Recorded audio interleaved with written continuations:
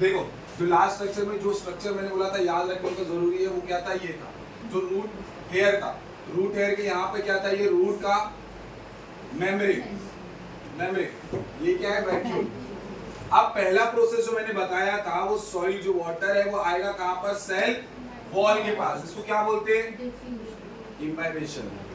क्या बोलते हैं, और इम्बाइबेशन के बाद ये कहाँ आएगा, सेल मेम्ब्रेन के पास, जिसको क्या बोलते हैं, डिफ्यूजन। और जब इस मेम्ब्रेन को क्रॉस करने की बात आएगी तब उसको अपन क्या बोलेंगे, ऑस्मोसिस। सवाल ना ज्यादा वाइड भी मत करना ना।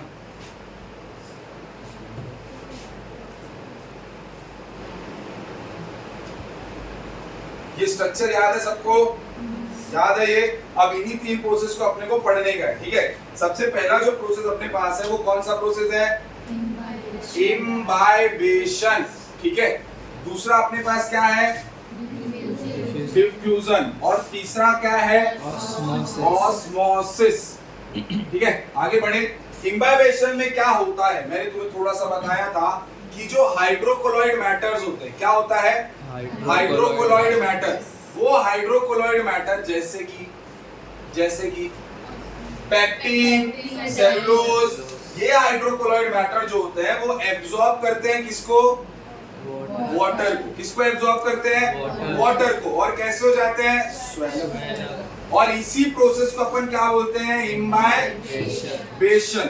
वो मैंने एग्जांपल दिया था रॉक तोड़ने के लिए होल बना के, लकड़ी, है ना।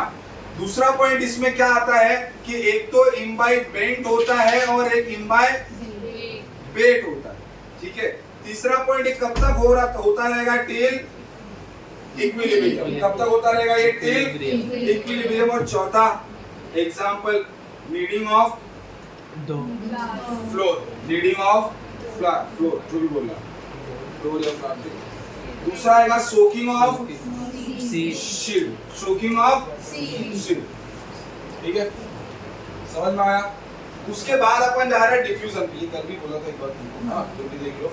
हाइड्रोकोलॉइड मैटर ने क्या करा, एब्जॉर्ब करा किसको, वाटर। हाइड्रोकोलॉइड, हाइड्रो में पानी आ रहा है ना, कोलॉइड, ऐसे कोलॉइड जो पानी को एब्जॉर्ब करके रखे, उसको क्या बोलते हैं, हाइड्रोकोलॉइड मैटर। तो जैसे इनको पानी देखा उन्होंने पानी को क्या कर लिया, एब्जॉर्ब, और एब्जॉर्ब करके कैसे हो गए, स्वेल अप हो गई। लकड़ी वाला एग्जांपल दिया था मैंने।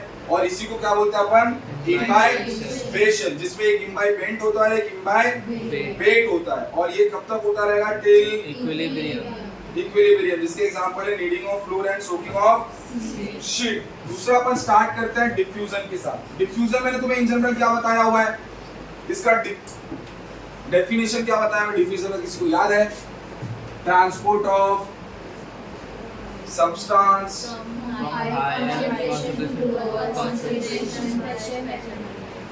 थ्रू मेम्ब्रेन, मेम्ब्रेन है ना, through the cell membrane, transport of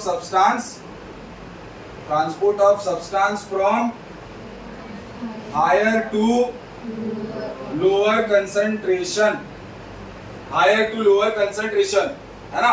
कब तक होता रहेगा, ये भी होता रहेगा टिल इक्विलिब्रियम, टिल इक्विलिब्रियम। दूसरा पॉइंट इसमें क्या आता है, जब मैंने तुम्हें बताया था डिफ्यूजन में इधर पे 100 थे उधर पे 40 है ना। मान लो यहाँ पर कितने मॉलिक्यूल है, 100 मॉलिक्यूल है वाटर के, और यहाँ पर वाटर के मॉलिक्यूल सिर्फ कितने हैं, 40 है ना। अभी ये 100 इधर में बेचारे धक्का मुक्की करके कैसे भी अपना दिन गुजारा कर रहे हो, ये इतने में ही सेम स्पेस में 40 लोग मजे मार रहे। समझ में आया। तो जब मैं इन दोनों को कनेक्ट कर दूंगा, तो जाहिर सी बात है ये 100 वाले चाहेंगे कि यार थोड़े से उधर चले जाए ताकि दोनों जगह पे बराबर हो जाए और अच्छा रहे लोगों को। समझ में आया। तो ये जो इंडिविजुअल पार्टिकल्स था, ये पार्टिकल इस पे प्रेशर लगा रहा है भैया आगे बढ़, ये इस पे लगा रहा है भैया आगे बढ़, ये इस पे लगा रहा है, सब एक दूसरे पे प्रेशर लगा रहे कि भैया आगे बढ़ो। अब ये इधर जाएंगे तो इनको पता चला है हमारा कंफर्टेबल खराब हो जाएगा, हमारा कंफर्ट जोन बेकार हो जाएगा, तो ये इनको यहाँ से आने के लिए क्या करेंगे, रोकेंगे भी, है ना। जिनको लगेगा यार ये वाली जगह शायद अच्छी है, आओ एक दो उधर ही भेज देते, तो ये वाले इधर जाने की कोशिश करेंगे, ये वाले इधर, तो ये इधर मूव कर रहा है और ये इधर मूव कर रहा है। पर यहाँ पे जो वाटर मॉलिक्यूल है वो उस तरफ जो जाने के लिए प्रेशर लगा रहा है ना, उस तरफ जाने के लिए जो प्रेशर लगा रहे हैं उस प्रेशर को अपन क्या बोलते हैं? Diffusion pressure. क्या बोलते? बोलो, क्या बोलते? डिफ्यूजन प्रेशर, है ना। ये जो वाटर मॉलिक्यूल है वो उस तरफ जाने के लिए कुछ प्रेशर लगा रहे हैं और उसी प्रेशर को क्या बोलते हैं? Diffusion pressure. और इनको भी लग रहा है, अपनी चीज तो किसी को अच्छी नहीं लगती ना, सबको दूसरे की चीज अच्छी लगती है, तो इनको लग रहा है ये वाला जगह ज्यादा अच्छा है, तो ये मॉलिक्यूल इस तरफ आना चाह रहा है, तो ये मॉलिक्यूल भी एक दूसरे पे प्रेशर लगा रहे, भैया जल्दी जल्दी उस तरफ चल, क्या पता उस तरफ ज्यादा अच्छा होगा। समझ में आया इतनी बात? तो ये डिफ्यूजन प्रेशर क्या होता है, समझ में आया। अब यहाँ पे वाटर का मॉलिक्यूल क्या है? ज्यादा, जबकि यहाँ पे वाटर क्या है? कम। अगर वाटर ज्यादा है तो क्या डिफ्यूजन प्रेशर यहाँ पर ज्यादा होगा? डिफ्यूजन प्रेशर भी यहाँ पर ज्यादा होगा। यहाँ पर वाटर कम है तो क्या यहाँ पर डिफ्यूजन प्रेशर भी कम होगा? आज तो माइक लाया नहीं है, ध्यान बंद करना है।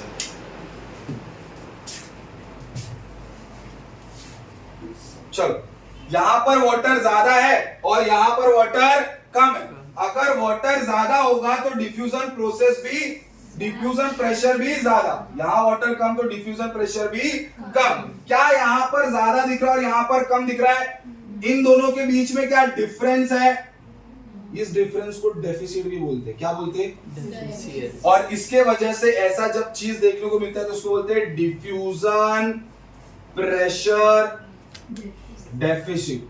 क्या बोलते हैं? Diffusion pressure deficit. और यही डिफ्यूजन प्रेशर डेफिसिट को भी अपन एक और नाम दे सकते हैं, वाटर पोटेंशियल। क्या बोल सकते हैं? Water potential. और इसी को नाम दे सकते हैं सक्शन प्रेशर। क्या नाम दे सकते हैं? Suction pressure.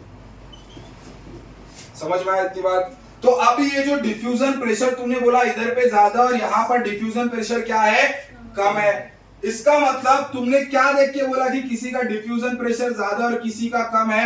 Number of atoms या नंबर ऑफ पार्टिकल या नंबर ऑफ मॉलिक्यूल्स, है ना, या फिर कंसेंट्रेशन, कि यहां पर वाटर का कंसेंट्रेशन क्या है? ज्यादा।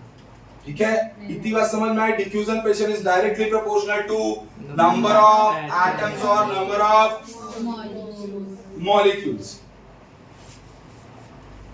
Diffusion pressure is directly proportional to, बोलो, नंबर ऑफ एटम और ये जो डिफ्यूजन प्रेशर है, जो ये एक इंसान, एक जो वाटर मॉलिक्यूल है दूसरे वाटर मॉलिक्यूल पे लगा रहा है, वो आ कहां रहा है? तो मैंने बताया था हर मॉलिक्यूल के पास अपनी खुद की एनर्जी होती है। तो ये जो वाटर मॉलिक्यूल है वो अपनी काइनेटिक एनर्जी को यूज करता है। कौन सी एनर्जी? काइनेटिक एनर्जी को यूज करता है प्रेशर लगाने के लिए, to create the pressure. Diffusion में इतनी बात सबको समझ में आ गई? सबको समझ में आई? चार बात। पहली बात क्या है? Transport of substance from higher concentration to lower concentration till equilibrium. दूसरा पॉइंट, वो वाटर अपनी काइनेटिक एनर्जी को यूज करता है टू अप्लाई द प्रेशर। और ये प्रेशर किसका ज्यादा, ये डिपेंड करता है किस पे? नंबर ऑफ एटम या फिर नंबर ऑफ मॉलिक्यूल्स पे या फिर कंसंट्रेशन पर भी डिपेंड कर सकता है। समझ में आया इतनी बात सबको? दूसरा ही डायग्राम बनाएंगे, दिखाएंगे इधर पे वाटर क्या है? ज्यादा, वहां पे वाटर क्या है? कम। तो वाटर ज्यादा तो डिफ्यूजन प्रेशर भी।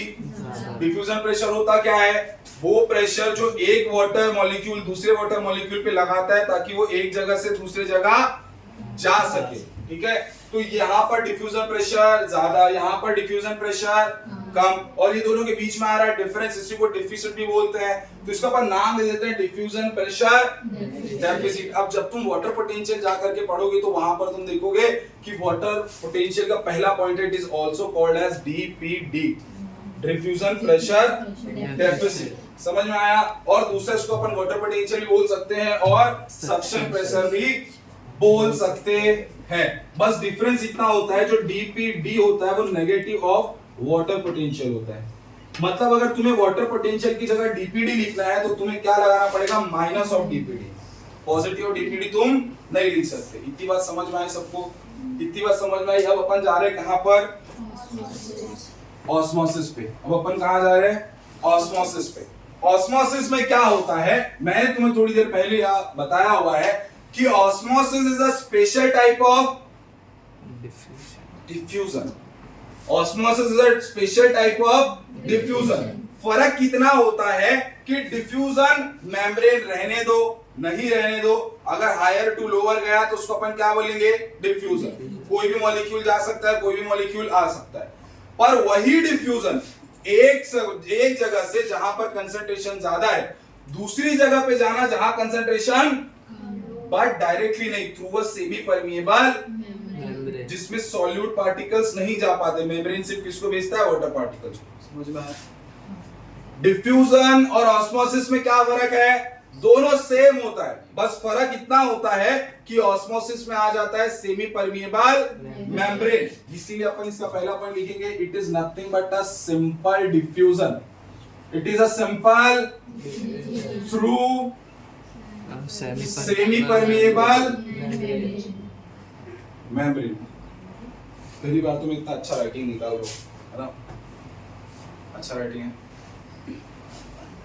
चलो ना बोलते हो, शर्म नहीं आती। चलो ऑस्मोसिस, ऑस्मोसिस का पहला पॉइंट क्या आया, सिंपल डिफ्यूजन ही है थ्रू सेमी परमिएबल मेम्ब्रेन की जगह, मेम्ब्रेन से। ठीक है, इतनी बात समझ में आई सबको, इतनी बात सबको समझ में आई। अब समझने की कोशिश करो।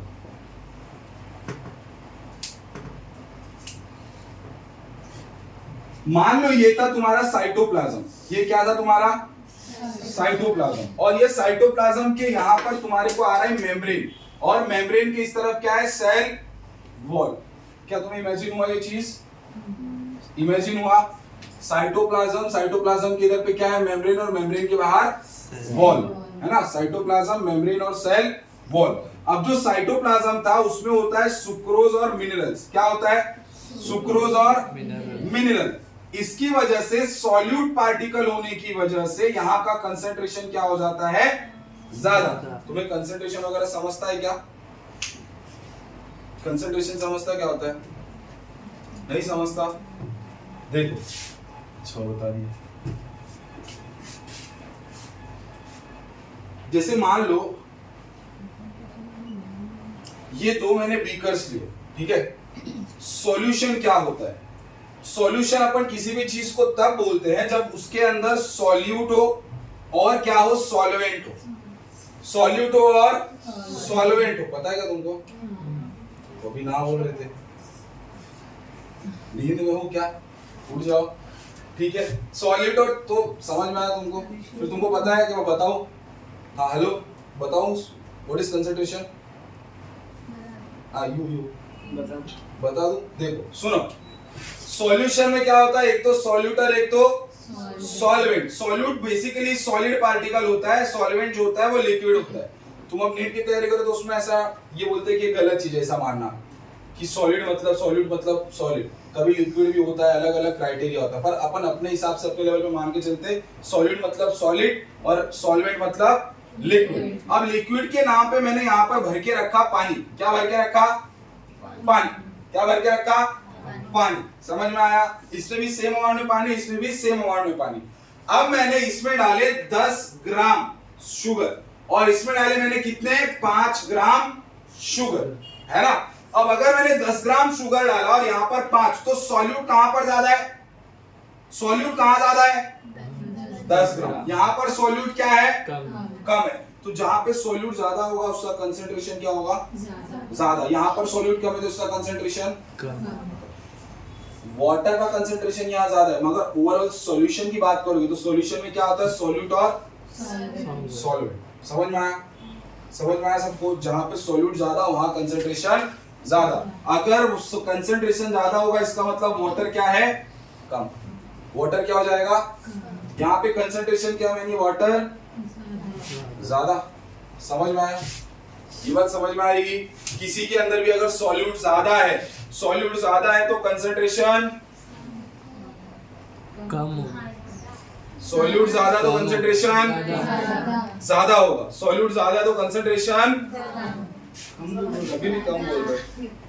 अगर सॉल्यूट ज्यादा है तो कंसंट्रेशन कम। कोई ना कोई कम बोल ही दे रहा है। अगर सॉल्यूट ज्यादा होगा 10 ग्राम तो उसका कंसंट्रेशन ज्यादा होगा, है ना।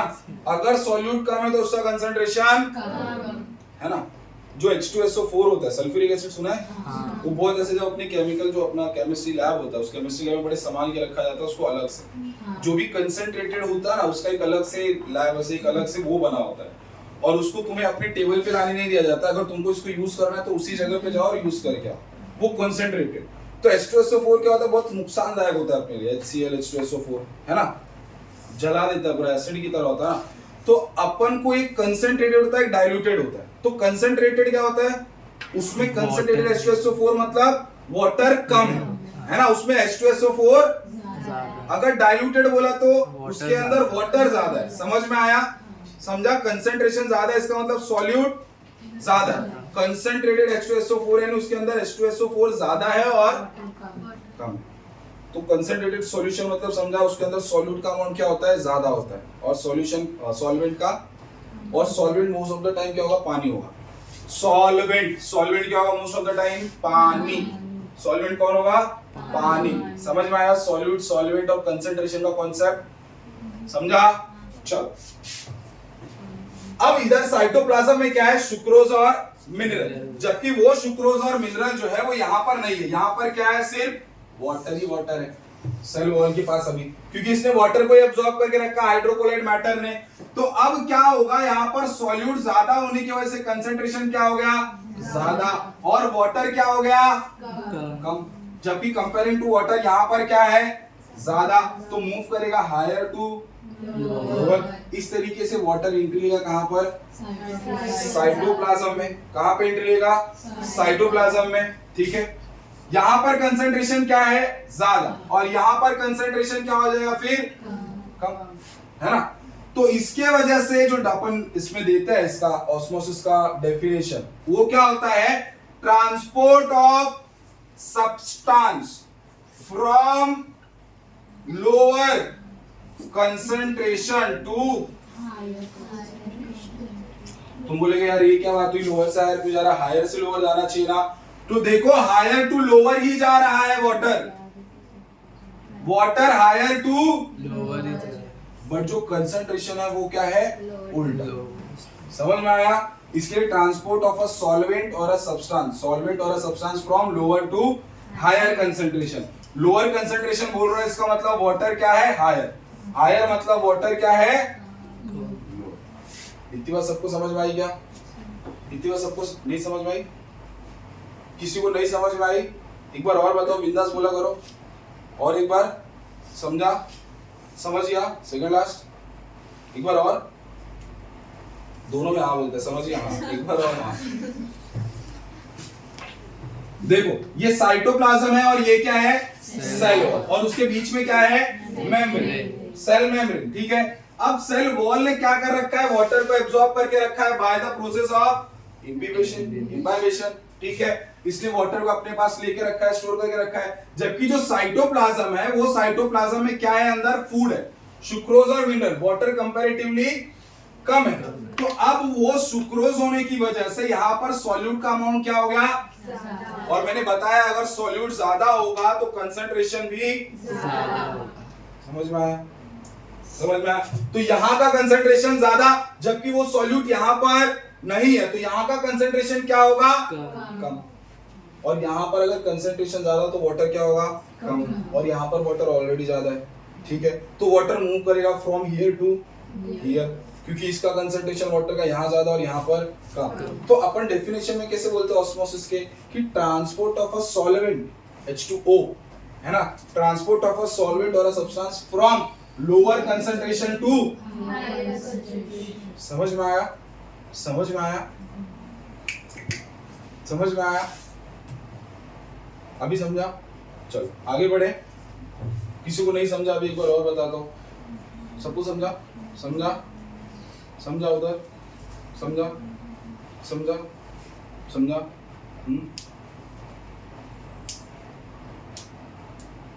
डन? डन? चल, अब इसके बाद चौथा पॉइंट जो आता है अपने पास, वो चौथा पॉइंट आता है कि अपने पास टाइप ऑफ सॉल्यूशन कितने होते हैं, टाइप ऑफ सॉल्यूशन। इसके पहले तुम एक एक पॉइंट जो तीनों में बेवकूफ बना के अब तक पॉइंट्स बढ़ा सकते हो, है ना। बोर्ड्स में क्या लिख सकते हो, in the water moves from soil to cell wall. In this, water moves from cell wall to cell membrane. In this, water moves from cell membrane to cytoplasm. लिख सकते हो एक पॉइंट, है ना, आराम से ऐड कर दो, ठीक है, ये पॉइंट लिख लोगे। चलो अब उसके बाद करते हैं अपन चौथा टाइप ऑफ सॉल्यूशन। अपने पास टाइप ऑफ सॉल्यूशन में 3 टाइप के सॉल्यूशन है। पहला जो सॉल्यूशन आता है वो आता है हाइपरटोनिक। कैसा टोनिक?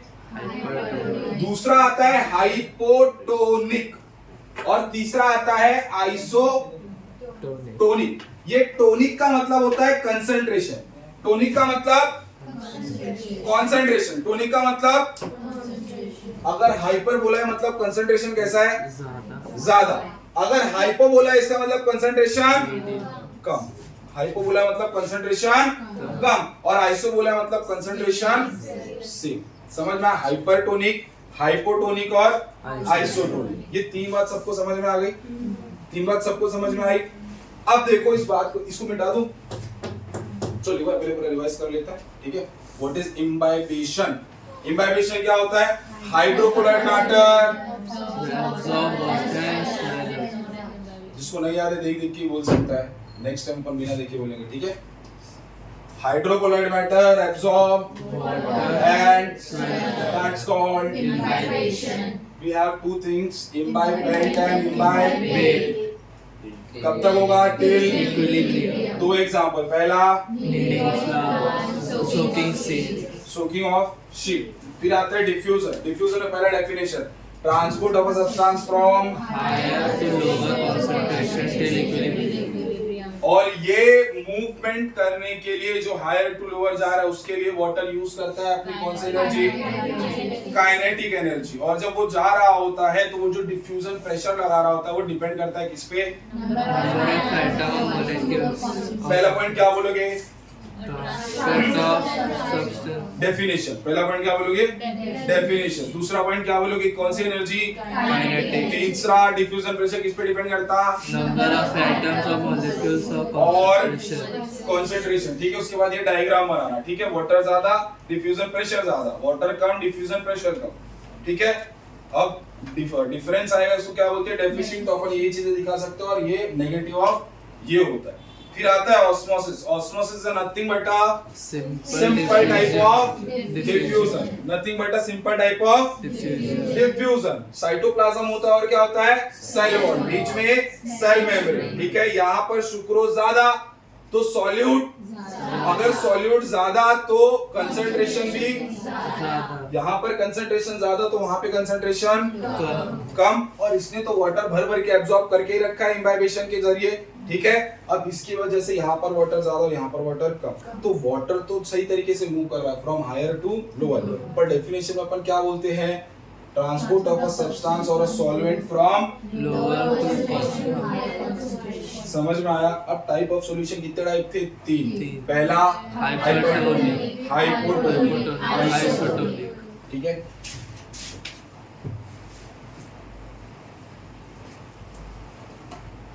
क्या बात है, इतना स्मूथली मीडिया है।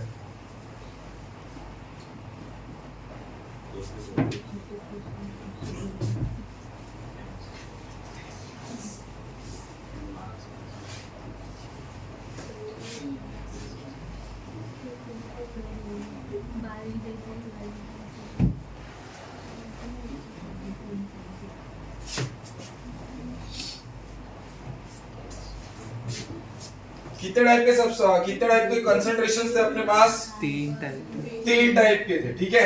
पहला क्या बोला था अपन ने? हाइपरटोनिक। ये ब्लू वाला नहीं मिल रहा शायद।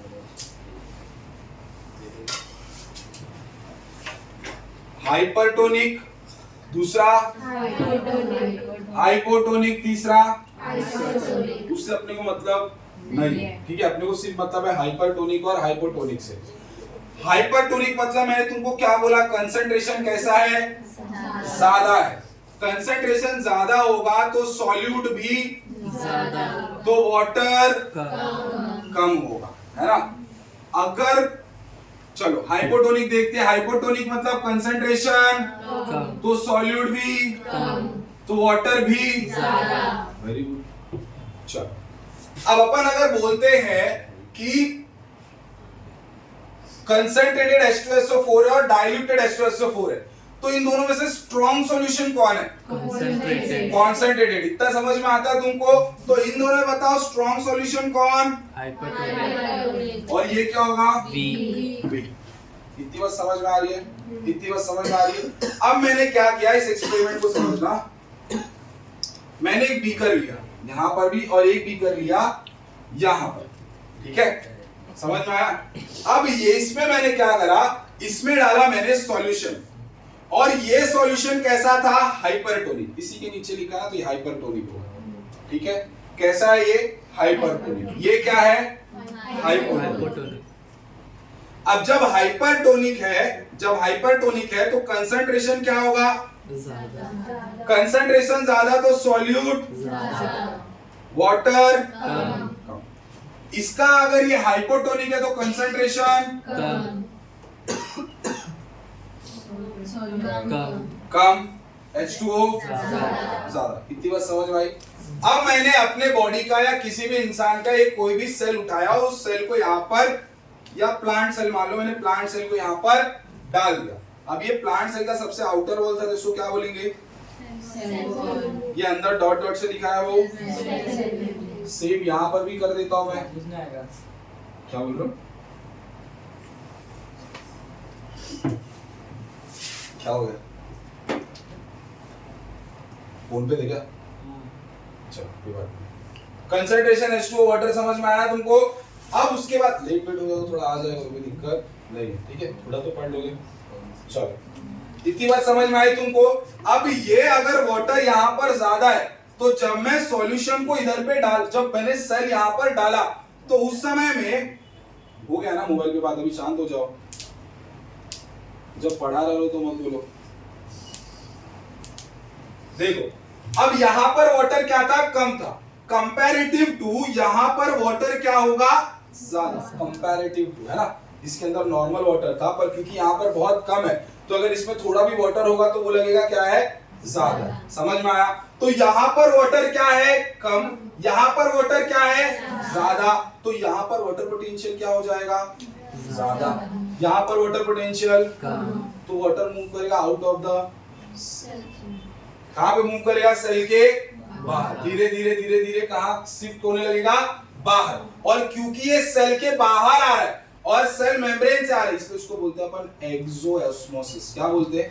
एक्सोऑस्मोसिस। क्योंकि एक्सो क्यों बोल रहा है? क्योंकि बाहर आ रहा है। सिमिलरली इसके अंदर भी अंदर जाएगा तो इसको क्या बोलेंगे? एंडोऑस्मोसिस। क्या बोलेंगे?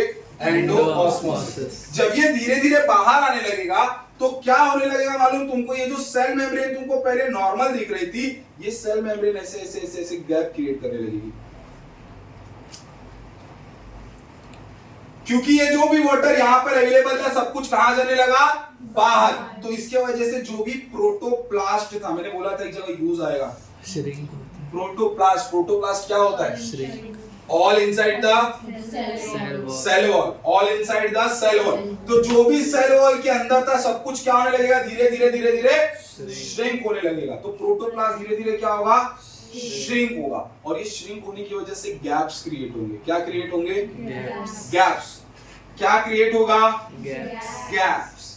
और ये गैप्स को कौन फिल करेगा? ये सॉल्यूट यहाँ पर तुमको ज्यादा दिख रहा है तो ये भी हाइड्रोलो मूव करेगा, तो ये सॉल्यूट कहां जाएगा? अंदर, और इन गैप्स को क्या कर देगा? फिल कर देगा। Create a gap which is filled with solutes, which is filled with solute।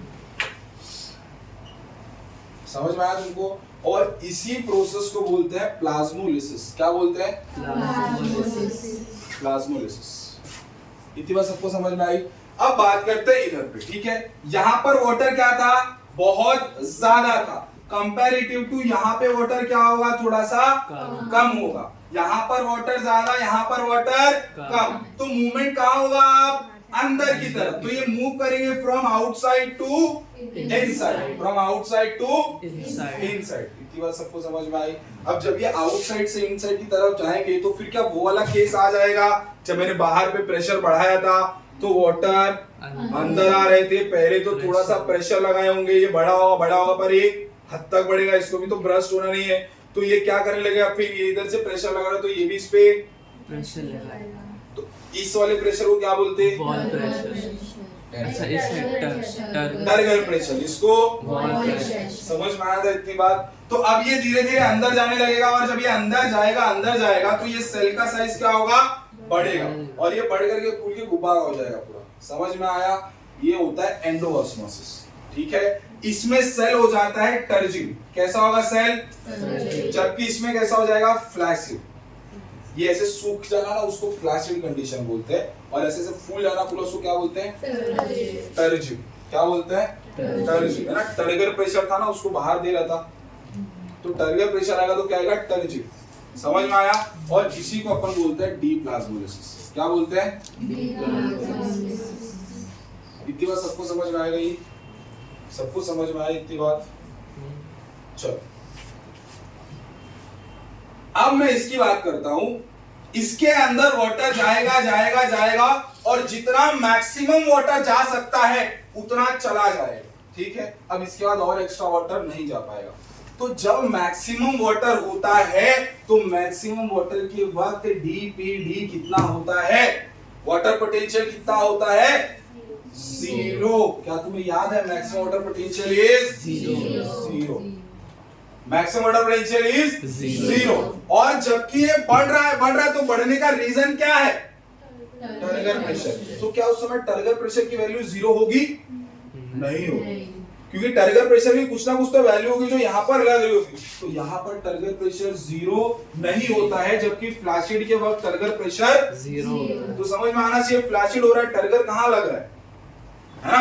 इसमें टर्गर प्रेशर हुआ लगता हुआ दिखाई दे रहा है तुमको? नहीं। तो यहाँ पर टर्गर प्रेशर क्या है? 0, जबकि यहाँ पर टर्गर प्रेशर 0 नहीं है। क्या 0 है? DPD, water potential. क्यों 0 है वाटर पोटेंशियल? मैक्सिमम वाटर आ चुका है। अब अगर इससे ज्यादा वाटर आएगा तो ये सेल बस्ट हो जाएगा, फिर तो कुछ मतलब ही नहीं रह जाएगा। समझ में आया? और मैक्सिमम वाटर पोटेंशियल कितना होता है? 0। समझ में आया? समझा इतनी बात? इसके बाद क्या पढ़ेंगे अपन? ये एंडोऑस्मोसिस है, ठीक है। टर्गर प्रेशर, टर्जिडिटी वगैरह हो गया। इसके बाद एक आखिरी पॉइंट आता है ऑस्मोटिक पोटेंशियल। ऑस्मोटिक पोटेंशियल, ये ऑस्मोटिक प्रेशर क्या होता है ये समझो। ये आखिरी टॉपिक है फर्स्ट वाले पार्ट का। अपन चैप्टर को डिवाइड करा है 3 पार्ट में। पहला पार्ट क्या है? Movement of water from soil to root. दूसरा पार्ट रूट टू जाइलम। तीसरा पार्ट जाइलम टू प्लांट। तो पहला पार्ट पे है अपन। पहला पार्ट क्या है? From soil to root. तो सॉइल टू रूट में अपन 3 प्रोसेस पढ़े हैं। पहला इम्बाइबेशन, दूसरा डिफ्यूजन, तीसरा ऑस्मोसिस। ऑस्मोसिस। समझ में आया? अब इम्बाइबेशन में कुछ तो पढ़े थे इधर, डिफ्यूजन पढ़े थे इधर और ऑस्मोसिस स्टार्ट किए थे इधर। ऑस्मोसिस 4 पॉइंट स्टार्ट करके नीचे लिखे थे टाइप ऑफ सॉल्यूशन, और वो टाइप ऑफ सॉल्यूशन को यहाँ पर क्या डिटेल में स्टडी। और आखिरी पॉइंट जा रहा है अपना ऑस्मोटिक पोटेंशियल के साथ। रुका है क्या? आखिरी पॉइंट किसके साथ अपन जा रहे हैं? ऑस्मोटिक पोटेंशियल के साथ। अब ये जो ऑस्मोटिक पोटेंशियल होता है वो होता क्या है? समझो इस बात को। जब 100 पार्टिकल यहाँ पर थे और 40 यहाँ पर थे, तो क्या ये 100 लोग इस तरफ आना चाह रहे थे? 100 लोग इस तरफ आना चाह रहे थे, है ना? और 40 भी उधर जाना चाह रहे थे, ठीक है। तो अब क्या होता है? जब 100 मॉलिक्यूल इस तरफ आने का कोशिश करेंगे तो वो डिफ्यूजन प्रेशर लगाएंगे 100 का, है ना? और 40 का ये भी लगाएंगे इधर से। मतलब उनका कितना ज्यादा है? 60, है ना? कितना ज्यादा है? 60। तो ये डिफ्यूजन प्रोसेस को रोकने के लिए मेरे को जितना एक्स्ट्रा प्रेशर इस तरफ से लगाना पड़ेगा, कितना एक्स्ट्रा लगाना पड़ेगा? 60 का। वो एक्स्ट्रा जो प्रेशर लगाना पड़ेगा उसको अपन बोलते हैं ऑस्मोटिक प्रेशर या ऑस्मोटिक पोटेंशियल। समझ में आया? What is osmotic pressure? This is the process or this is the pressure applied to stop the movement of a substance, है ना? कोई भी चीज जो मूव कर रही है, बस ये याद करना कि ये जो ऑस्मोसिस होता है ये किसका पार्ट है? ऑस्मोसिस का। इसका मतलब यहाँ पर क्या होगा? स्पेशल मेम्ब्रेन प्रोटीन जो है किसी को आने जाने नहीं दे। डिफ्यूजन प्रेशर समझ में आया कि वो 100 थे, ये 40 थे, 100 से 40 आ रहे थे, तो 40 का तो ये भी लगा रहा था एक्स्ट्रा, वो कितना लगा रहे हैं? 60। तो उसको इस तरफ आने के लिए मुझे जितना एक्स्ट्रा प्रेशर लगाना पड़ेगा दूसरी तरफ, उसी को अपन क्या बोलते हैं? Osmotic potential. प्रेशर या ऑस्मोटिक पोटेंशियल। इतनी बात समझ में आई? अब एक थोड़ा सा इक्वेशन खेलते हैं। क्या तुमको ये इक्वेशन याद है? याद है? ये याद है? जिसको नहीं याद है मैं थोड़ा सा करता हूँ, है ना, बताता हूँ आपको। मैंने भी थोड़ी देर पहले बताया water potential is inversely proportional to solute, क्योंकि सॉल्यूट में जैसे ही बढ़ाता था वाटर पोटेंशियल क्या होता था? कम होता था। और जब मैं प्रेशर पोटेंशियल बढ़ाता था तो वाटर पोटेंशियल क्या होता था? बढ़ता था। इसलिए डायरेक्टली, और ये क्या है? इनवर्सली। अब मुझे एक इक्वेशन बनाना है तो मैं नेगेटिव से दिखा दिया इसको, इनवर्सली के बजाय मैंने क्या दिखा दिया? नेगेटिव। तो मेरा इक्वेशन बन के क्या रेडी हुआ? ये। पर क्या आपने को याद है वाटर पोटेंशियल को अपन dP भी लिख सकते हैं? लिख सकते हैं। क्या मैं माइनस ऑफ सॉल्यूट पोटेंशियल कोई जगह पर ऑस्मोटिक पोटेंशियल भी लिख सकता हूं? ये भी वहीं पर बताया था, लिख सकते हैं ऑस्मोटिक पोटेंशियल, ऑस्मोटिक प्रेशर। तीसरा आता है प्रेशर पोटेंशियल, इसको मैं टर्गर प्रेशर भी लिख सकता हूं क्या? और जब मैक्सिमम होगा उस समय टर्गर प्रेशर किसके बराबर होगा? Wall pressure. जब मैक्सिमम होगा तो उस समय टर्गर प्रेशर किसके बराबर होगा? वॉल प्रेशर के। इतनी बात तुमको समझ में आई? अब मुझे ये नेगेटिव आगे अच्छा नहीं लगा तो मैंने नेगेटिव से पूरा मल्टीप्लाई कर दिया सबको। जब मैं नेगेटिव से मल्टीप्लाई कर दूंगा तो ये dPd इज इक्वल्स टू क्या होगा? OP minus TP। क्या यही इक्वेशन बनेगा? क्या यही इक्वेशन बनेगा? समझ में आया सबको? ये इक्वेशन आ रहा है समझ में? इक्वेशन समझ में आ रहा है? तुम दोनों को समझ में आ रहा है? नहीं समझ रहे तो समझाता हूं वापस। समझ रहे क्या? हाँ चलो। तो ये dPd OP और माइनस TP हो गया, ठीक है। अब मैं दो कंडीशन लूंगा, एक टर्जिड सेल की कंडीशन लूंगा और एक फ्लैसिड सेल की कंडीशन लूंगा। ये तुम्हारा 2019 में एमसीक्यू की तरह आया था, एमसीक्यू के फॉर्म में आया था, ठीक है। इसके लिए बता रहा हूं, ध्यान से सुनो। ये टर्जिड है और ये क्या है? फ्लैसिड है। टर्जिड में क्या dPd 0 होता है? क्योंकि मैक्सिमम वाटर होता है। क्या उस समय टर्गर प्रेशर 0 होता है? नहीं। फैला हुआ है ना, मैक्सिमम वाटर है तो टर्गर प्रेशर लगेगा तभी तो मैक्सिमम वाटर है उसके अंदर, ठीक है। फ्लैसिड में क्या टर्गर प्रेशर 0 है? हाँ है, ठीक है। चलो अब इस इक्वेशन में अपने को वैल्यूज पुट करने का, ठीक है। टर्जिड प्रेशर है, dPd कितना? 0। अगर dPd को मैं 0 पुट करूंगा तो OP माइनस TP बनेगा और TP को उधर भेज दूंगा तो इक्वेशन क्या बनेगा? OP is equals to TP। तुम्हारे हिसाब से TP is equals to OP। क्या बनेगा? TP is equals to OP। अब क्वेश्चन क्या पूछा था कि which of the following condition is right about the turgid? Which of the following is wrong about the turgid? है ना? तो तीन तो ये इक्वेशन था और एक चौथा ये था, समझा? तो तुमको टर्जिड का मालूम होना चाहिए, तीन राइट होते हैं और ये एक रॉन्ग होता है। सेम इसका ही पूछ सकता है। फ्लैशिड देखते हैं, टीपी क्या होगा? 0। टीपी क्या होगा? 0। तो इधर क्या पुट करोगे? 0। तो उस समय डीपीडी क्या हो जाएगा? ओपी। इससे तुम्हें न्यूमेरिकल क्वेश्चन ही बन सकता है। तुमको वैल्यू दे देंगे in a turgid cell the value of turgor pressure is x, then what is the value of osmotic pressure? क्या होगा? इक्वल रहेगा ना, तो जितना इसका है उतना उसका भी हो जाएगा। समझ में आ रहा है तुमको? टर्जिड समझा सबको? एंड यहाँ पर हमने डन किया पहला पार्ट, ठीक है। पानी वानी पी लो, इसको मैं थोड़ा स्टॉप कर दूं, पॉज करता ना। नहीं अभी नहीं।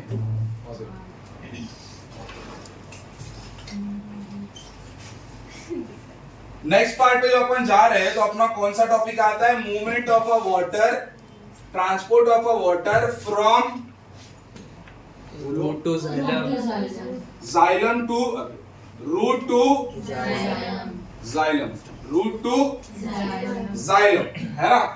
अगर मैं तुम्हें एक स्ट्रक्चर बनाऊं, ये रूट है मैंने बनाया, मान लो रूट हेयर्स बनाया मैंने, ठीक है। ये सॉइल वाला पार्ट था, ये मैंने बनाया तुम्हारा सेल मेम्ब्रेन, है ना। और उसके अंदर यहाँ पर बनाया मैंने कॉर्टेक्स का सेल, है ना। क्या बनाया? कॉर्टेक्स। अगर ये कॉर्टेक्स है तो कॉर्टेक्स के अंदर क्या होता है? एंडोडर्मिस होता है। क्या होता है? एंडोडर्मिस होता है। और एंडोडर्मिस के बाद क्या होता है? Pericycle, pericycle. पेरिसाइकिल के बिल्कुल सेंटर में क्या होता है? पित्त होता है ना? और उसके पहले यहाँ कहीं पे आ जाता है जाइलम और फ्लोएम। इतनी बात समझ में आई? ये क्या बना मैंने? Root hair. रूट हेयर के अंदर ये इमेजिन आ रहा है ना, एपिडर्मिस, कॉर्टेक्स, एंडोडर्मिस, है ना, सेंटर में पित्त, ये वेस्कुलर बंडल्स। तो ये जो पार्ट था इसी का क्या होता है? ऐसे एक्सटेंशन होता है। और ये क्या बनाते हैं? Root hair. तो अपन ने वाटर को एंट्री ले आकर के अपन ने साइटोप्लाज्म में एंट्री दिलवा दिया। अब अपने को ये कॉर्टेक्स से होते हुए जाना है कहाँ पे? जाइलम के अंदर। समझ में आया पाथवे कैसे चलेगा? और एक बार ये जाइलम के अंदर आया तो फिर ये सीधा जाएगा ऊपर। किधर? ऊपर, प्लांट पार्ट्स की तरफ। समझ में आया? चलो अब उसके बाद अपन देखते हैं इस प्रोसेस को। मान लो ये सॉइल था, तो सॉइल में क्या होगा? वाटर ज्यादा होगा। सॉइल में वाटर क्या होगा? ज्यादा होगा। अब सॉइल में अगर वाटर ज्यादा है उस समय यहाँ पर क्या होगा? वाटर कम होगा। वाटर क्या होगा? कम होगा। अगर सॉइल ज्यादा है तो वाटर पोटेंशियल क्या होगा? ज्यादा। यहाँ पर वाटर कम है तो वाटर पोटेंशियल भी कम। तो ऑलवेज वाटर का मूवमेंट कहाँ होगा? Higher to. तो ऐसे करके ये अंदर आ गया, है ना? अब जब ये यहाँ से यहाँ आया वाटर, तो इस समय वाटर यहाँ पर क्या हो जाएगा? बढ़ जाएगा। ये वाटर यहाँ मूव कर गया तो यहाँ पर वाटर बढ़ जाएगा। अगर वाटर बढ़ेगा तो वाटर पोटेंशियल बढ़ जाएगा। कंपैरेटिव अगर यहाँ वाटर ज्यादा होगा तो यहाँ पर वाटर क्या रहेगा? इस वक्त कम रहेगा। वाटर पोटेंशियल क्या रहेगा? कम रहेगा। तो ये मूव आउट करेंगे यहाँ से, higher water potential to lower water. जब ये सारा पानी यहाँ मूव कर जाएगा तो यही कॉर्टेक्स के अंदर वाटर पोटेंशियल क्या हो जाएगा? बढ़ जाएगा, ज्यादा। कंपैरेटिव टू ये पेरिंडोडर्मिस के पास वाटर पोटेंशियल कम मूव करेगा।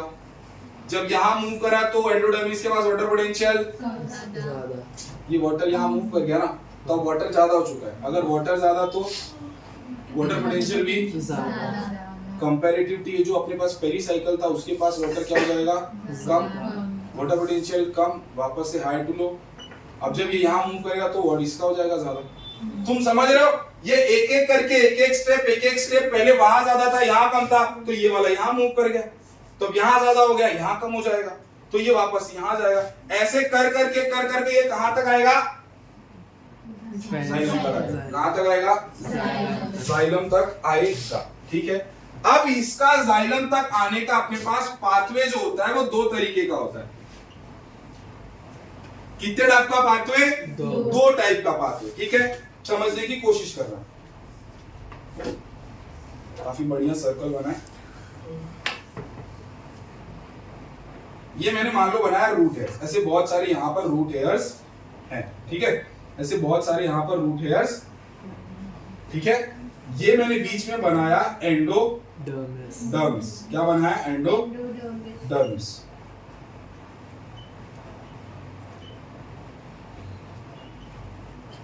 ये बीच में मैंने क्या बनाया है? एंडोडर्मिस। और इसके बिल्कुल सेंटर में क्या होगा? पित्त। और यहाँ पर होगा जाइलम और फ्लोएम। जाइलम और फ्लोएम। अब वाटर को क्या अपन यहाँ तक ला चुके हैं, है ना? वाटर को यहाँ तक ला चुके हैं। और यहाँ के आसपास अपने पास क्या होगा? कॉर्टेक्स। क्या कॉर्टेक्स यहाँ पर स्कैटर्ड होंगे? कॉर्टेक्स यहाँ पर स्कैटर्ड होंगे पूरा। ठीक है। अब जब ये वाटर अपना यहां तक आ चुका है, ठीक है, तो ये वाटर के पास दो पाथवे होते हैं। एक तो ये इस सेल के पास जाए, इस सेल से इस सेल के पास जाए, इस सेल से इस सेल के पास जाए, और इस सेल से इस सेल के पास जाए। ठीक है। दूसरा पाथवे होता है ये एक सेल से दूसरा सेल, दूसरे से तीसरा। उसमें कितने सारे सेल मेम्ब्रेन आएंगे, और सेल मेम्ब्रेन क्या करते हैं? खाली नखड़ी दिखाने का काम करते हैं, है ना? मैं तेरे को जाने दूंगा, नहीं दूंगा, ये वो। समझ रहे हो? तो इसके वजह से ये लोग कभी कभी क्या रास्ता चुनते हैं? ये वाला रास्ता। कौन सा वाला रास्ता? ये वाला रास्ता, है ना? जो सेल से होते हुए नहीं जा रहा होता है। ये मैंने क्या बनाया है? सबसे बाहर वाला जो डार्क कलर का कंटिन्यूअस लेयर है वो क्या है? Cell wall. और जो डॉटेड लेयर है वो क्या है? सेल मेम्ब्रेन, है ना? तो जब इनको या तो एक तो सेल के थ्रू जा सकते हैं, एक सेल से दूसरा सेल, दूसरे से तीसरा, तीसरे से चौथा, चौथे से पांचवा। दूसरा ऑप्शन क्या होता है? बिना सेल के ये या तो दो सेल्स के बीच का जो स्पेस है उसको बोलते हैं इंट्रासेलुलर स्पेस। तो या तो ये इंट्रासेलुलर स्पेस से चले जाए, अगर इंट्रासेलुलर स्पेस से चले जाए एक अच्छी बात है। दूसरा ये कहां से जा सकते हैं? कि सेल वॉल से। किससे जाएंगे? Cell wall. बट क्रॉस नहीं करेंगे किसको? सेल मेम्ब्रेन को, क्योंकि तुमको ही पता है सेल वॉल के आर पार कोई भी जा सकता है, आ सकता है, किसी को कोई भी रोक टोक नहीं। पर सेल मेम्ब्रेन के अंदर हर कोई आ जा नहीं सकता। तो अपने को दो बातें मिलते हैं, एक तो जो सेल से होते हुए गुजरता है और दूसरा जो सेल के बाहर से होते हुए गुजरता है। तो सेल के बाहर से होते हुए भी दो पाथवे कितने हैं? एक तो ये सेल के बीच से जा सकता है जिसको बोलते हैं इंट्रासेल्युलर स्पेस, और दूसरा ये सेल वॉल को क्रॉस करके जा सकता है but do not cross the cell membrane. तो इस हिसाब से पाथवे जो अपने को मिलते हैं दो टाइप के मिलते हैं, एक मिलता है एपोप्लास्ट, एक क्या मिलता है? और एक मिलता है सिम्प्लास्ट। एक क्या मिलता है? सिम्प्लास्ट। अब ए एपोप्लास्ट में ए आ रहा है तो कुछ तो इमेजिन करो कि ए आया तो नेगेटिव जैसा है, एनारोबिक है ना, ए लगाता है अपन किसी के आगे तो क्या हो जाता है? थोड़ा सा नेगेटिव आ जाता है। तो इसके वजह से ये जो पाथवे होता है इसको बोलते हैं नॉन लिविंग पाथवे। कैसा पाथवे? जबकि इसको क्या बोलते हैं? लिविंग इसलिए बोल रहे हैं क्योंकि यार ये एक सेल से दूसरा सेल, दूसरे सेल से तीसरा सेल ऐसे जा रहा है। समझ में आया इतनी बात सबको? तो इसको क्या बोला? नॉन लिविंग, और इसको क्या बोला? लिविंग। इसमें मूवमेंट कहां हो रहा है? From one living cell to another living cell, इसीलिए इसको ट्रांस मेम्ब्रेन पाथवे भी बोलते हैं। समझ में आया? जबकि इसके अंदर जो ट्रांसपोर्ट हो रहा है वो थ्रू इंटरसेलुलर स्पेस या फिर सेल वॉल से हो सकता है। किससे? सेल वॉल से। But do not cross cellular cell membrane. समझ में आया इतनी बात? इतनी बात सबको समझ में आ गई? सबको समझ में इतनी बात? कितने टाइप के पाथवे? दो। एक तो एपोप्लास्ट, दूसरा सिम्प्लास्ट। एपोप्लास्ट जो होता है उसको और क्या बोल सकते हैं? नॉन लिविंग पाथवे, जबकि सिम्प्लास्ट को क्या बोल सकते हैं? Living pathway. ठीक है, लिविंग क्यों बोला? Because the transport is from one living cell to another living cell, इस वजह से क्या बोलते हैं? Transmembrane pathway. समझ में आया? जबकि जो एपोप्लास्ट है उसको अपन क्या बोल रहे हैं? नॉन लिविंग पाथवे, क्योंकि ये कहां से जा रहा है? थ्रू द इंटरसेलुलर स्पेस और through the cell wall, but do not cross cell membrane. समझ में आया इतनी बात सबको? इतनी बात सबको समझ में आई? अब आगे देखो क्या होता है। ये जो आगे एंडोडर्मिस तुमको दिख रहा है, क्या वो एंडोडर्मिस के बीच में तुमको कहीं भी स्पेस दिख रहा है? कहीं भी स्पेस दिख रहा है? नहीं। और जो थोड़े बहुत स्पेस होते भी है वहां पर एक सब्सटेंस आता है। ये क्या आता है? सब्सटेंस, जिसको अपन बोलते हैं सुबेरिन। क्या बोलते हैं? सुबेरिन। क्या स्पेलिंग दिख रही है सबको सुबेरिन की? कौन सा सब्सटेंस होता है? सुबेरिन, जो कैस्पेरियन स्ट्रिप के फॉर्म में प्रेजेंट होता है। किसके फॉर्म में? Casparian strip. सुबेरिन प्रेजेंट होता है किसके फॉर्म में? कैस्पेरियन स्ट्रिप के फॉर्म में। समझ में आया? अब इसकी वजह से क्या होता है? ये वाला सेल जो है वो इस वाले सेल के कांटेक्ट में, जाहिर सी बात है एक सेल दूसरे सेल के कांटेक्ट में होगा, है ना? तो ये वाला सेल के अंदर जो भी वाटर मूव कर रहा था वो आराम से इस सेल से एंडोडर्मिस के अंदर एंट्री कर गया, है ना? इस सेल से एंडोडर्मिस के अंदर एंट्री कर गया। मगर ये जो बाहर से आ रहे थे उनके लिए अब रास्ता क्या हो गया? बंद हो गया।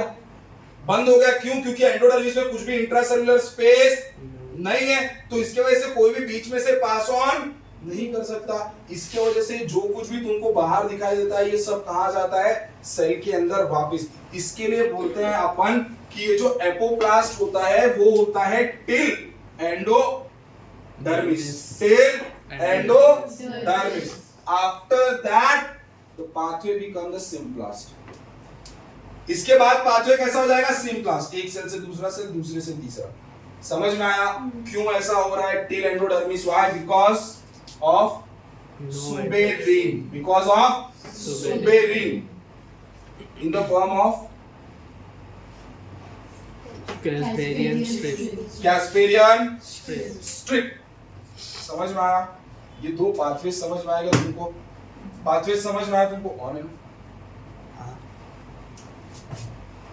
पहला पॉइंट समझ में आया कैसे ये मूव करेगा जाइलम तक, है ना? और जाइलम के बाद अपने पास ये जाइलम तक पहुंचने के लिए कितने पाथवे? यहां से यहां तक दो पाथवे।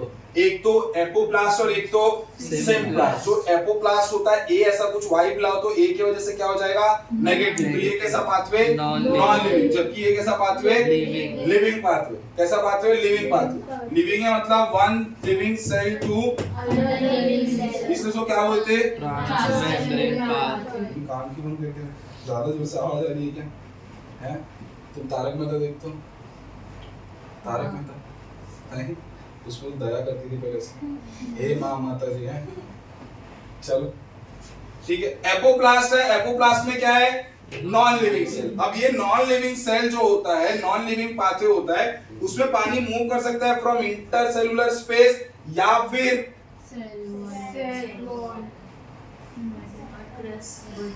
किधर को तुम लोग खड़े हो है ना, आगे बैठे हो खाली लेक्चर में। चलो 2 मिनट का ब्रेक लेते हैं। अपने को समझ में आया कि 2 टाइप का होता है ना, पहला एपोप्लास्ट और दूसरा सिम्प्लास्ट। ये जो एपोप्लास्ट होता है ए से कुछ वाइब आ रही है कि नॉन लिविंग है, और सिम्प्लास्ट से थोड़ा वाइब आ रहा है ये लिविंग है। लिविंग है मतलब कहां से कहां, from one living cell to another living cell, जिसको बोलते हैं ट्रांसमेम्ब्रेन पाथवे। और दूसरा वाला क्या है एपोप्लास्ट, थोड़ा नॉन लिविंग, जो कहां से, ये इमेज डायग्राम याद रखना ठीक है, कहां से थ्रू द इंटरसेलुलर स्पेस और through the but do not cross occur till endodermis. Why? Because it have a deposition of suberin. किसका? suberin in the form of Casparian strip. किसका डिपोजिशन होता है? ये मैंने दूसरी जगह पे जब मैं एक बार पढ़ा रहा। दूसरा पॉइंट जो इसमें आता है वो ये आता है कि जब ये यहां से यहां पर जाता है, ठीक है, जब वाटर एंडोडर्मिस तक पहुंचता है तो वो एंडोडर्मिस के बाद जाइलम में कैसे एंट्री लेता है, एंडोडर्मिस के बाद जाइलम में कैसे एंट्री लेता है, ये उस चीज की बात होने जा रही है। ठीक है, ध्यान से सुनना। ये मैंने क्या बनाया है, ये क्या है, ये लाइन, ये लाइन क्या है, सरफेस है, जमीन है ना। इसके ऊपर मैं क्या बना रहा हूं, ये पेड़। पेड़ के ऊपर से ये तुमको कुछ कैसा दिखाई दे रहा है, लीव्स के जैसा। ठीक है, अब देखो इसी के अंदर मैं दिखा रहा हूं ये छोटा सा जाइलम। क्या दिखाया मैंने, जाइलम। ये जाइलम जाएगा पानी की लीव्स की तरफ। कहां जाएगा, लीव्स की तरफ। ठीक है, कहां जाएगा, लीव्स की तरफ। अब जब बहुत ज्यादा सनलाइट होगी, जब धूप होगा, तो क्या होता है, इन्हीं लीव्स के थ्रू वाटर लॉस होता है, जिसको अपन ट्रांसपीरेशन बोलते हैं। ये वाटर यहां से क्या होगा, धीरे धीरे लॉस होगा। समझ में आया, इसको ट्रांसपीरेशन बोलते हैं। जब यहां से वाटर लॉस होगा तो इसकी वजह से वाटर पोटेंशियल यहां पर क्या हो जाएगा, कंपेयरिंग टू उसके पीछे वाटर अभी भी थोड़ा सा क्या होगा, ज्यादा। समझ में आया, तो ये जो ज्यादा था वो कहां मूव कर जाएगा, आगे की तरफ। कहां मूव करेगा, हाई टू लो। जब ये आगे गया तो इस जगह पे वाटर पोटेंशियल कंपेयरिंग टू इस वाले पार्ट पे ज्यादा, तो यहां से कहां मूव करेगा, जब ये आगे मूव करा तो यहां पर वाटर पोटेंशियल हो गया कंपेयरिंग टू यहां पे वाटर पोटेंशियल सेम। यहां जब मूव करेगा तो यहां हो जाएगा, यहां पे हो जाएगा। जब यहां मूव करेगा तो यहां पर हो जाएगा, सॉइल में हो जाएगा। तुम समझ रहे हो क्या हुआ है, तुम समझ रहे हो, ये जो ट्रांसपिरेशन की वजह से वाटर लॉस हुआ है, उसकी वजह से ग्रेडियंट क्रिएट होता जा रहा है, वाटर पोटेंशियल क्रिएट होता जा रहा है, और वाटर अपने आप धीरे धीरे मूव कर रहा है, धीरे धीरे मूव ऊपर कर रहा है। क्या प्लांट को कोई एनर्जी, कोई धक्का, कोई पुश लगाने की जरूरत है? वो चुपचाप से खड़े रहे, फिर भी ट्रांसपिरेशन होगा, सनलाइट की वजह से वाटर लॉस होगा, और वो वाटर लॉस होने की वजह से पानी धीरे धीरे अपने आप ऊपर आता रहेगा। पर ये पानी अपने आप ऊपर कब तक आएगा, जब तक सनलाइट रहेगा। जब तक क्या रहेगा, क्योंकि जब तक सनलाइट है तब तक ही ट्रांसपिरेशन होगा।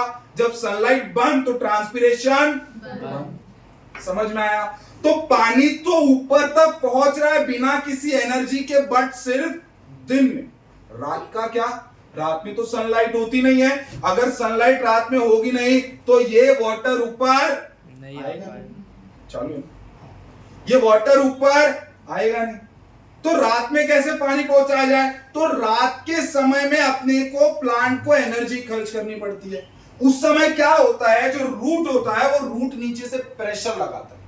रूट क्या करता है, नीचे से प्रेशर लगाता है, अपनी एनर्जी खर्चा करता है और प्रेशर लगाता है और पानी को ऊपर की तरफ भेजता है। तो दिन में तो पानी की रिक्वायरमेंट के लिए प्लांट को एनर्जी नहीं खर्च करना पड़ता है, पर रात के समय में उसको एनर्जी खर्च करना पड़ता है। तो ये जो मूवमेंट होगा, है ना, ये जो मूवमेंट होगा वो मे भी दो तरीके से हो सकता है। मे भी कितने तरीके से? दो तरीके से। या तो ये एक्टिव तरीके से होगा या तो ये पैसिव तरीके से होगा, है ना। तो ये ट्रांसपिरेशन की वजह से ये पानी कहां जा रहा है? ऊपर जा रहा है, पानी ये पुल हो रहा है, तो इसकी वजह से इसको बोलते हैं ट्रांसपिरेशन पुल। क्या बोलते हैं? Transpiration pull. तो जो एक्टिवली हो रहा है ना, तो एक्टिव कब हो रहा है? जब एनर्जी कब खर्च करनी पड़ती है? रात को। क्या कब खर्च करनी पड़ती है? रात को। और रात को कौन प्रेशर लगा रहा होता है? रूट। तो एक्टिव जब प्रोसेस चल रहा होता है उसमें जो फोर्स रिस्पॉन्सिबल होता है उसको अपन क्या बोलते हैं? Root pressure. क्या बोलते हैं? Root pressure. जबकि पैसिव जहां पे एनर्जी खर्च नहीं हो रहा है वहां पे कौन सा फोर्स एक्ट कर रहा है? Transpiration pull. Transpiration pull. समझ में आया? एक्टिव में एनर्जी खर्च होती है, पैसिव में एनर्जी खर्च नहीं होती है। ठीक है, तो पानी की पूर्ति करने के लिए, पानी को कंप्लीट करने के लिए दिन में एनर्जी खर्च करने की जरूरत नहीं, क्योंकि दिन में क्या होता है? Transpiration pull. पर रात में तो ये ट्रांसपिरेशन पुल नहीं होगा, तो उस समय एनर्जी देनी पड़ेगी। एनर्जी कौन देगा? रूट। तो इसको क्या बोलते हैं? Root pressure. समझ में आया? समझ में आया? और मेनली जो पूरा ज्यादातर पानी होता है वो दिन में एब्जॉर्ब हो जाता है। थोड़ा बहुत जो पानी का रिक्वायरमेंट रहता है वो रात में कौन कंप्लीट करेगा? Root pressure. तो मेनली जो वाटर एब्जॉर्ब होता है वो किसके थ्रू होता है? मेन फोर्स किसके थ्रू? Transpiration pull. और इससे होता है मोडेस्ट पुश। थोड़ा बहुत जो लगा देता है ये मोडेस्ट पुश, ये थोड़ा बहुत लगा देता है। ठीक है, इतनी बात समझ में आई? सभी एक्टिव और पैसिव समझ में आया? एक्टिव और पैसिव समझ में आया? एक्टिव में एनर्जी लगती है, पैसिव में एनर्जी 10 बजे मेरे को तुरंत बताओ, मेरे को दूसरी जगह निकलने का है। 10:15 से लेक्चर बताओ। हाँ मेरे को, ठीक है, चलो बच गया तो बजाओ क्या मैं? चलो, एक्टिव और पैसिव समझ में आया तुमको? अब उसके बाद अपने को देखने का है पैसिव और एक्टिव में डिफरेंस क्या होता है। ठीक है, पैसिव में रिस्पॉन्सिबल फोर्स कौन था? पैसिव में रिस्पॉन्सिबल फोर्स कौन है? Transpiration pull. जबकि इसके अंदर रिस्पॉन्सिबल फोर्स कौन सा है? Root pressure. कौन है? Root pressure. जब कोई भी चीज ग्रेडियंट के अलोंग काम करती है तो अपना एनर्जी खर्च नहीं होता है। एनर्जी खर्च कब होता है? जब अगेंस्ट द ग्रेडियंट जाता है। समझ में नहीं आया? चल, अपन ने कुछ टाइम पहले पढ़ा था from higher concentration to lower concentration जब मूव करता है तो पैसिव में आता था, है ना। एक्टिव में वो कब आया था? जब लोअर से, है ना। तो ये था टुवर्ड्स द ग्रेडियंट और लोअर टू हायर मतलब अगेंस्ट द ग्रेडियंट। समझ में आया? तो इसके वजह से क्या इसमें एनर्जी खर्च हो रही है? पैसिव में नहीं। तो इसके वजह से ये अलोंग द ग्रेडियंट काम करता है। अलोंग द ग्रेडियंट काम करता है। अलोंग द डी बोल दो या फिर वाटर पोटेंशियल ग्रेडियंट काम करता है। इस वजह से एनर्जी की रिक्वायरमेंट नहीं होती। जबकि एक्टिव प्रोसेस जो होता है वो अगेंस्ट काम करता है किसके? डीपीडी ग्रेडियंट या फिर वाटर पोटेंशियल ग्रेडियंट के अगेंस्ट जा रहा है, तभी तो एनर्जी लग रही है ना। वो याद है कि नहीं? लोअर से जब हायर जा रहा था, अगेंस्ट जा रहा था, तभी एनर्जी लग रही थी। हायर टू लोअर में एनर्जी नहीं लगती। तो ये है अपना एक्टिव और ये है पैसिव। इसमें क्या बोला? Responsible force transpiration pull. इसमें responsible force root pressure. Root pressure में एनर्जी खर्च होती है, इसका मतलब ये अगेंस्ट द ग्रेडियंट जाता है। इसमें नहीं होती, इसका मतलब ये अलोंग द ग्रेडियंट जाता है। समझ में आया सबको? सबको समझ में आया? ये कब होता है? डे टाइम में। ये कब होगा? डे टाइम में। जबकि ये कब होगा? नाइट में। अब जब रिस्पायरेशन हो कर रहा होता है प्लांट, तो वो रिस्पायरेशन करते वक्त, गैसेस का एक्सचेंज करते वक्त उस प्लांट को रिक्वायर्ड होता है एनर्जी। क्या रिक्वायर्ड होता है? एनर्जी। तो प्लांट में इतनी एनर्जी होती है कि एक्सचेंज जब चल रहा हो, जब ब्रीथिंग चल रही हो प्लांट की, तो वो एनर्जी इस्तेमाल हो जाए। पर कई बार क्या होता है, ये एक्टिव प्रोसेस की वजह से जो एनर्जी रिस्पायरेशन को जानी थी, ब्रीथिंग को जानी थी, वो कहां जाती है? यहां पर। अब जब ब्रीथिंग का एनर्जी तुम दूसरी जगह यूज करोगे तो ब्रीथिंग अफेक्ट होगा। ब्रीथिंग अफेक्ट होगा, उसको जितनी एनर्जी मिलनी थी, जितनी एनर्जी चाहिए थी, उतना उसको मिलेगा नहीं, तो वो अच्छे से होगा नहीं। तो एक्टिव प्रोसेस में अपना एनर्जी जो होता है वो यूज होता है। क्या यूज होता है? एनर्जी यूज होता है। इसकी वजह से रिस्पायरेशन रेट पे फर्क पड़ता है। एनर्जी यूज होता है, इसकी वजह से रिस्पायरेशन रेट पे फर्क पड़ता है। जो रिस्पायरेशन के लिए एनर्जी रिक्वायरमेंट थी वो यहां फालतू में यूज हो रही है। और जबकि पैसिव के अंदर एनर्जी यूज नहीं होता, तो क्या रिस्पायरेशन रेट पे फर्क पड़ेगा? नहीं। समझ में आया? और मैक्सिमम वाटर जो 98% वाटर होता है वो ट्रांसपिरेशन पुल की वजह से ऊपर आता है। 2% जो रात का पानी होता है वो किसके थ्रू आएगा? Root pressure. समझ में आया इतनी बात? इतनी बात सबको समझ में आ गई? कितना टाइम हुआ अभी? 45। इतना बात सबको समझ में आया? रूट प्रेशर कितना हो रहा है? 10 मिनट अपन आगे रख के चलते ना। चलो, इतनी बात सबको समझ में आ गई क्या? सबको समझ में आई? चलो, इसके बाद ये जो एक्टिव प्रोसेस है उसको भी डिफाइन करा गया, उसको भी डिवाइड करा दो पार्ट में। एक तो होता है ऑस्मोटिक एक्टिव प्रोसेस, एक होता है नॉन ऑस्मोटिक एक्टिव प्रोसेस, है ना। अब ये ऑस्मोटिक और नॉन ऑस्मोटिक का क्या कॉन्सेप्ट है ना। देखो, अपने को पता है अगर दिन का समय है तो दिन के समय में पैसिव प्रोसेस होगा, ट्रांसपिरेशन पुल पानी को ऊपर खींच रहा होगा, और रात के समय में कौन पानी को ऊपर खींचेगा?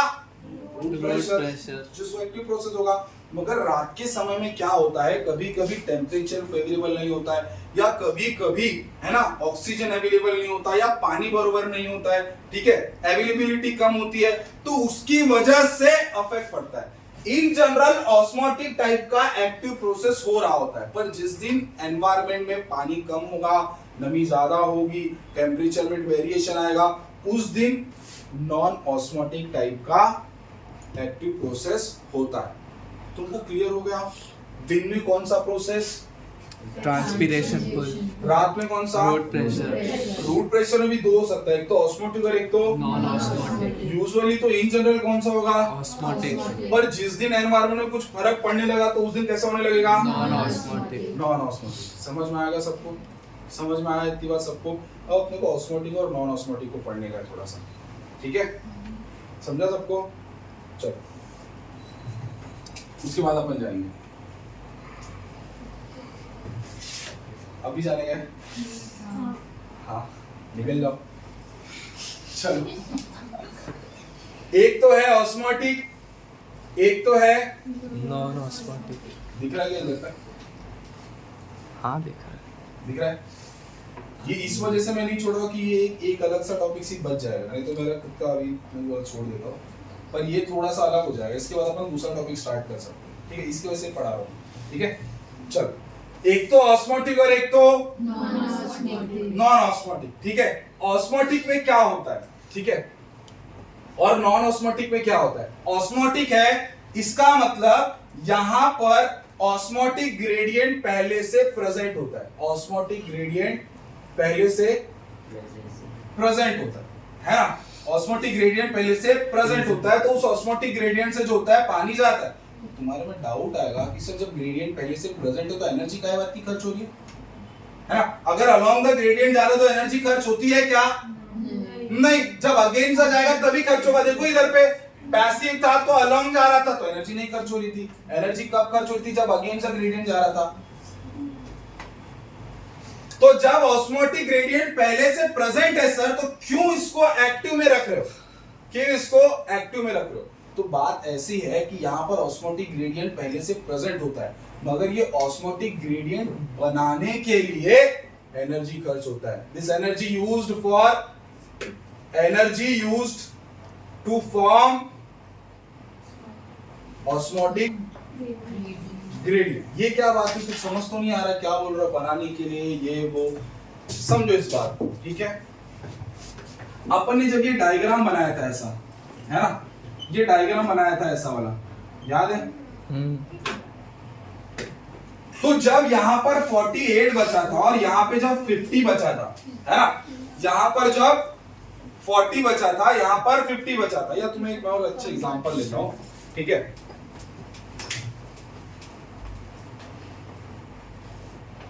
एमबीबीएस मेडिकल कॉलेज, है ना, यहाँ पे इन जनरल तुम नीट के थ्रू एडमिशन ले सकते हो, है ना, नीट के थ्रू तुम मेहनत करो, है ना, एनर्जी यानी पैसा है, यहाँ पे एनर्जी यानी पैसा है, तो तुम मेहनत करो अच्छे से, तुम्हारा गवर्नमेंट मेडिकल कॉलेज में हो जाएगा, तुम्हारा पैसा ज्यादा नहीं लगेगा, ठीक है, समझ में आया? तो तुम्हें यहाँ ज्यादा एनर्जी खर्च करने की जरूरत नहीं है।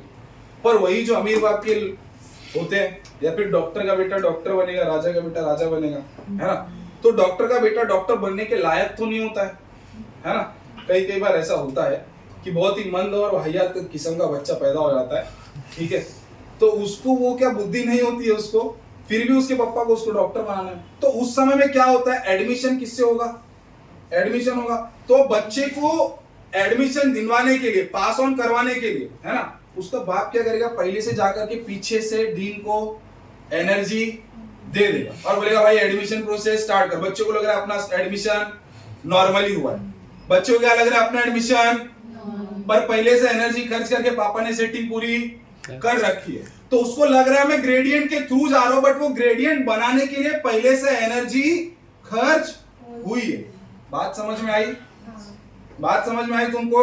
तो ये क्या होता है ऑस्मोटिक में, अपने को लगता है यार अलोंग द ग्रेडियंट जा रहा है तो एनर्जी खर्च नहीं होनी चाहिए, पर ये एनर्जी खर्च डायरेक्टली नहीं होती है, इनडायरेक्टली होती है। इसके लिए बोलता है कि ये जाता है, ये वाला जाता है ऑस्मोटिक ग्रेडियंट के थ्रू, जबकि ये जाता है अगेंस्ट। दिख रहा है क्या सबको वहां तक? पक्का दिख रहा है? मैं नहीं पहुंच पा रहा। ये जा रहा है अगेंस्ट में, ये कहां जा रहा है?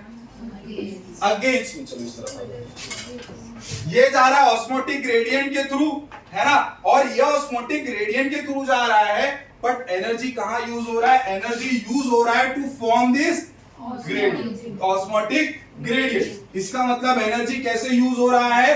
इनडायरेक्टली। कैसे यूज हो रहा है? इनडायरेक्टली। जबकि इसमें सब कुछ उल्टा होगा, ये जाएगा अगेंस्ट द ग्रेडियंट, और बट ऑलवेज जब अगेंस्ट द ग्रेडियंट जाओगे तो एनर्जी डायरेक्टली खर्च होगी, पर ये हमेशा नहीं होता है। किन किन कंडीशंस में हो सकता है? जब टेम्परेचर क्या हो, बहुत ज्यादा हो, वाटर जब बहुत कम हो। समझ में आया? मेटाबॉलिक इनहिबिटर एक वर्ड आता है, मेटाबॉलिक इनहिबिटर। मेटाबॉलिक इनहिबिटर मतलब जैसे अपने को मान लो इन्फेक्शन हो जाता है, कुछ वायरल इन्फेक्शन, अपना काम धाम बंद हो जाता है, बॉडी का ना लो लो फील होता है, अपने को एनर्जी नहीं मिलता है, तो ऐसे मान लो ऐसा कोई एक फैक्टर आ गया प्लांट के अंदर जो उसकी मेटाबॉलिज्म को बेकार कर दे रहा है। समझ में आया? तो इन जनरल तो कैसा होगा? ऑस्मोटिक ग्रेडियंट ऑस्मोटिक टाइप का होगा, पर जब फेवरेबल कंडीशन नहीं हुआ तब कैसा होगा? Non osmotic. ऑस्मोटिक में ऑस्मोटिक ग्रेडियंट प्रेजेंट होता है, तो एनर्जी कहां खर्च हो रही है? वो ऑस्मोटिक ग्रेडियंट बनाने के लिए, इनडायरेक्टली। कैसी? इनडायरेक्टली। जबकि नॉन ऑस्मोटिक में मूवमेंट हो रहा है अगेंस्ट द ऑस्मोटिक, और वहां पर एनर्जी डायरेक्टली। ये कब होगा? जब कंडीशन फेवरेबल नहीं है। समझ में आया? और ये इन जनरल ऑस्मोटिक वाला जो होता है उसमें रूट प्रेशर का इन्वॉल्वमेंट होता। किसका इन्वॉल्वमेंट होता है? Root pressure. Root pressure. इतना सबको समझ में आई? आज के लिए बस इतना ही।